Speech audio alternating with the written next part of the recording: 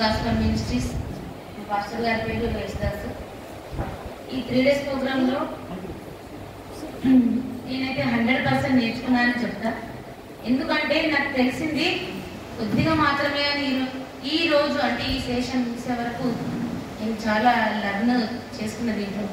నేను ఈ రోజు సండే స్కూల్ అనేది 1 year నడుపుతున్నా, అంటే కొత్తగానే లీడ్ చేసిన. బట్ నేను నేర్పించింది ఏది లేదు అని ఈరోజు నేను నేర్చుకున్నాను. ఎందుకంటే ఈరోజు నేను మరి పూర్ణంగా సండే స్కూల్ నడపడానికి సిద్ధంగా ఉన్నా. ఎందుకంటే ఈరోజు నేను పిల్లలకి ఏ విధంగా నేర్పాలి, వాళ్ళకి ఏ విధంగా మనం గైడెన్స్ ఇవ్వాలి, వాళ్ళని ఏ విధంగా మనం మన వేలో తెచ్చుకొని దేవుడి వాక్యంని వాళ్ళ మైండ్లోకి ఏ విధంగా పంపించాలి అనే ఒక అంశాన్ని మాత్రం నేను చాలా స్పష్టంగా నేర్చుకున్నా. నేను ఇన్ని రోజులు చెప్పిన దాంట్లో నాకు ఏ సంతృప్తి దొరకలేదు. ఈ రోజు నుండి నేను 100% ఒక సండే స్కూల్ టీచర్గా గర్వపడుతున్నా. ఎందుకంటే ఇన్ని రోజులు నేను చెప్పింది అసలు ఏ లెసన్ కూడా నేను హార్ట్ఫుల్గా సంతోషపడలే.